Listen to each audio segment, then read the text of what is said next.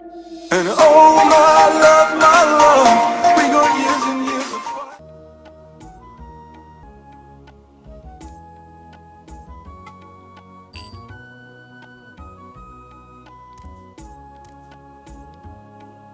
You know, I quite like it here.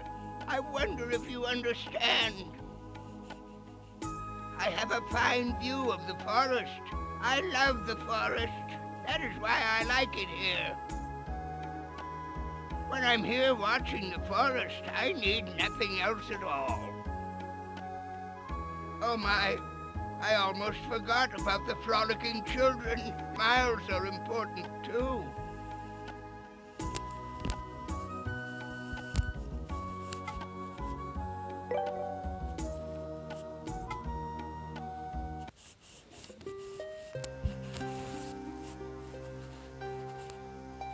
Once upon a time, in a faraway village, there lived a woodcutter who always boasted of his strength. It is said that the woodcutter wanted to test his own strength by felling the tallest tree in the forest. He hastily ventured deep into the forest in search. Meanwhile, the forest told the great tree of the woodcutter. The great tree sighed deeply, lamenting his foolishness, and he continued to sigh.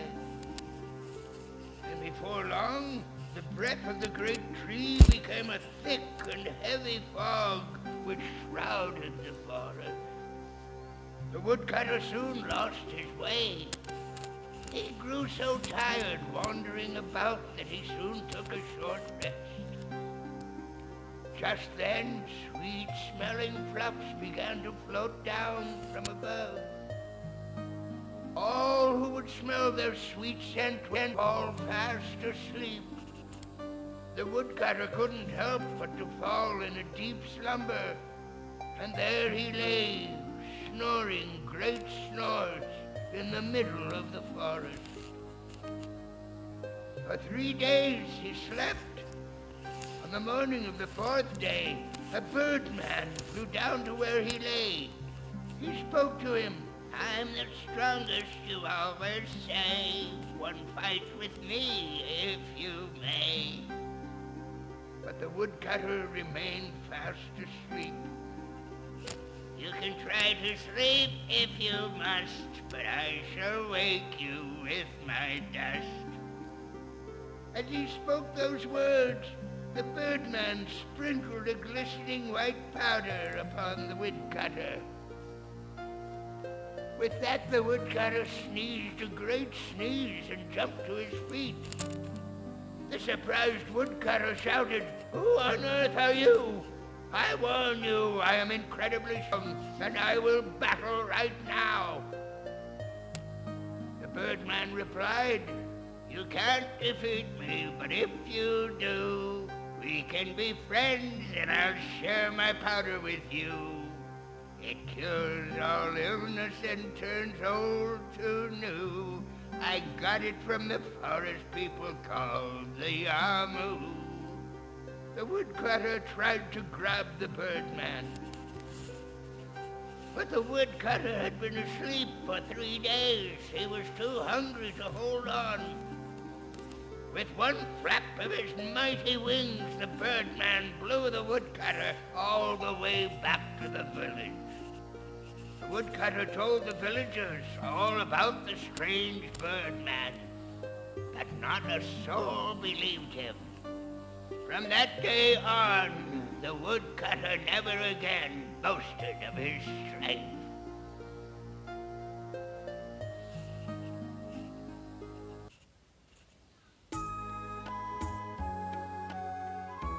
Understand? The divine. You must never think of harming it. It is always watching over us. There are many other tales with the birdman. It seems they all say that he hates fire. Perhaps he was...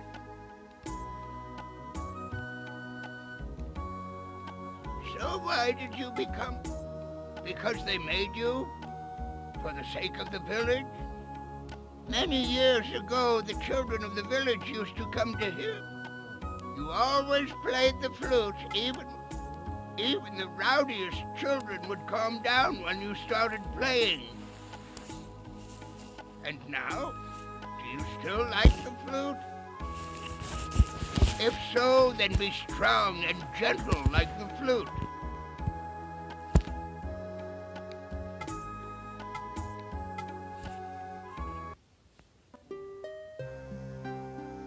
This is a tale of the kingdom of Gehenna Pali that stretched across these lands long ago. Once upon a time, Prince Menek, son of King Karis, set out with his vassals to hunt in the forest. But in the forest they were enveloped by a thick fog, and the prince lost his way. Wandering aimlessly about, he happened upon a marsh from which grew an enormous tree. Thereupon he heard the sound of sobbing, but he knew not from where. He found a maiden sitting all alone. She was weeping by the marsh. "I am Alcana. I just buried my mother here in the marsh of Uban," she said. And then she looked up at the prince. He was overwhelmed by her beautiful eyes. The maiden stole his heart that day. It was truly a fateful meeting. Thereafter, the prince made frequent trips into the forest. Undoubtedly, he was paying visits to the maiden.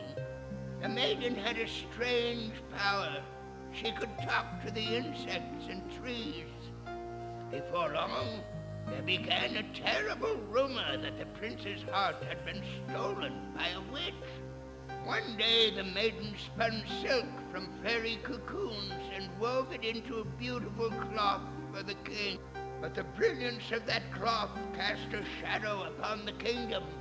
The king was so enthralled by the fairy silk that he sent his soldiers into the forest, where they ravaged for fairy cocoons. The fairies, still in their cocoons, were boiled alive. The king killed them so he could have their silk. The prince pleaded with his father to stop his cruelty, but the king was no longer the man he had once been. Prince Menek was charged with treason and imprisoned in the king's deepest dungeon. He was never heard from again. When the maiden learned of the prince's death, she cursed her fate and lamented the foolishness of man. She then cast herself away into the marsh where her mother lay. As she started to drown, a voice from nowhere whispered to her, "I am Erlim. I shall grant you your wish. Tell me what you want," said the voice. The maiden told Erlim all that weighed upon her heart. The maiden said, "Greed bears destructive knowledge. Its wicked power shall be the forest. All hope is lost.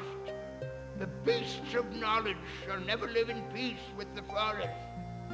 The one light of hope, who I so loved, has perished at the hands of the beasts. I now go to where my love Menek awaits." Thereupon Erlim spoke again. "So you claim that your true love was torn asunder by the greed and hatred of the beasts of knowledge? When light is swallowed up by darkness, I shall unleash ruin upon the land, returning all to the nothingness from whence it came. I have a firm grip upon the darkness in your heart." From that day forward, demons appeared in the forest, terrifying all they came upon. And the kingdom of Gehenna Pali fell to ruin by the swarms of Onibubu, locusts of apocalypse. The demons that haunt the forest now are the beasts, spawned by the greed in man's heart.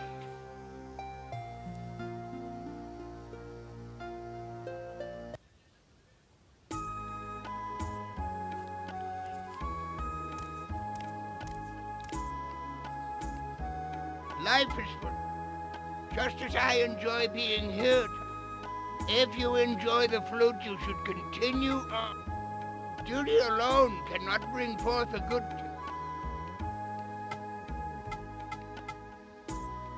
Come again anytime. Oh, the wind is getting Know you that on days like this the sound of your flute shall be carried by the... And each time I hear it, I shall pray for your safety.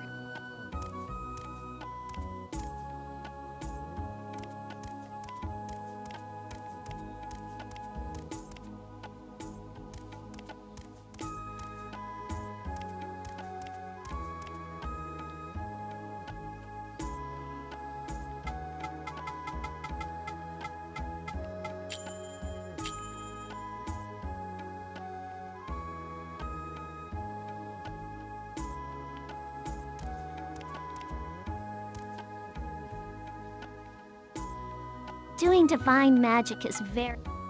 Ugh. After performing a purification, I feel so...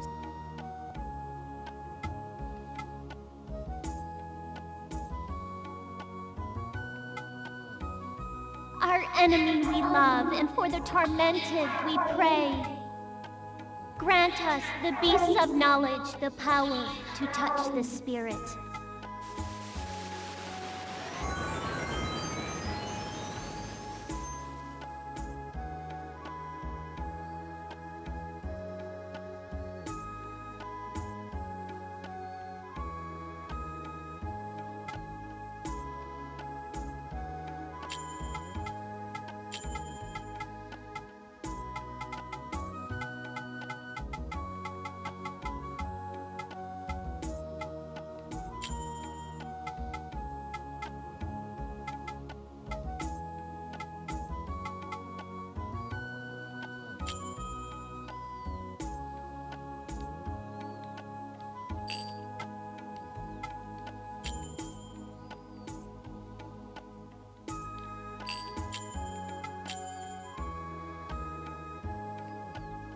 O magical beasts who serve us, reveal to a heroic form.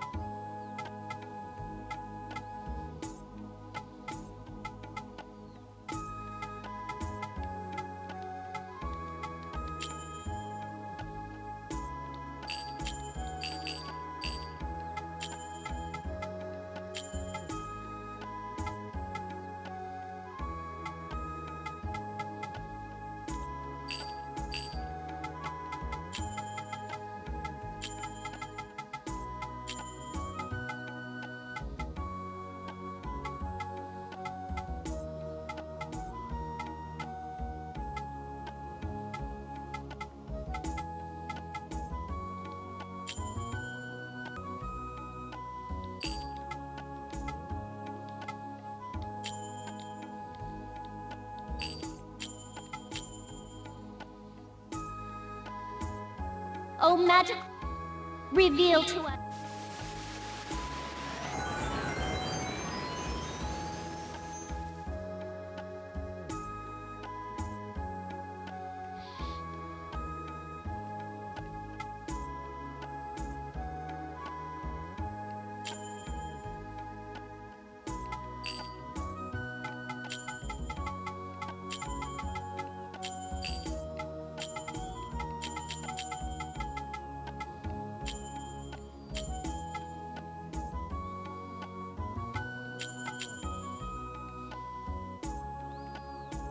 O warrior of justice, grant us.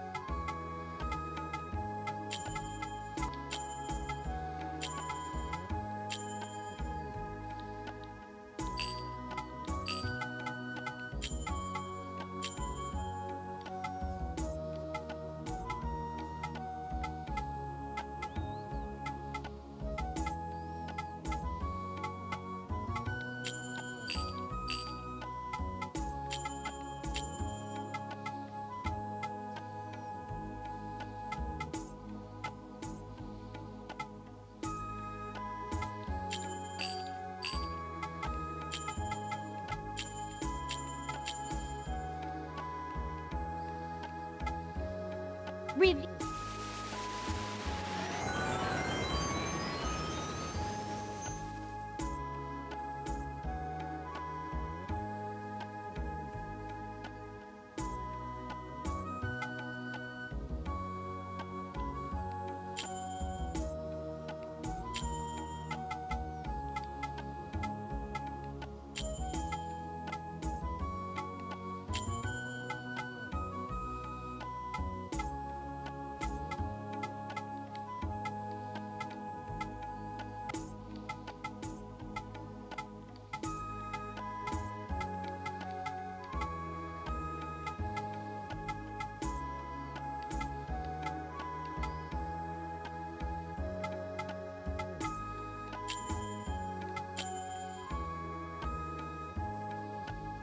O magical beasts who serve us, reveal to us thy...